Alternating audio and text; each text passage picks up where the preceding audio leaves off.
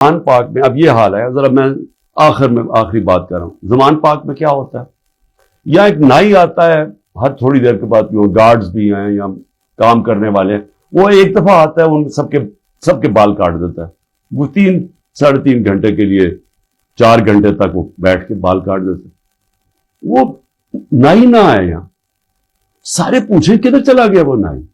اس کو جب بھیجا آدمی کہ جی پتا تو چلا تم آئے کیوں رہے، اس نے ہاتھ ایسے پکڑ لیا. کہتے جی میرے پولیس پہنچ گئی اور پولیس نے کہا کہ تم 3.5 گھنٹے زمان پاک میں کیا کر رہے تھے.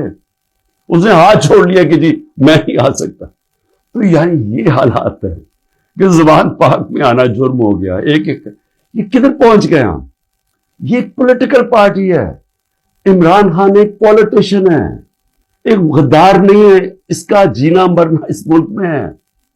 جو لوگ آج اوپر بٹھائے ہوئے ہیں، میں انشاءاللہ کل پورا توشہ خانہ کا بتاؤں گا، کیونکہ اس میں جلدی شروع میں جس طرح بتایا کوشش کر رہی ہے کہ کسی طرح اس کو ڈسکوالیفائی کریں یا جیل میں ڈالیں.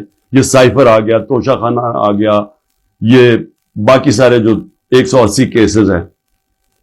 لیکن وہ جو لوگ اوپر بٹھائے ہوئے ہیں، کوئی دیکھا ہے ان لوگوں کا کون ہے؟ وہ اس کی قوم کے بڑے بڑے مجرم ہیں.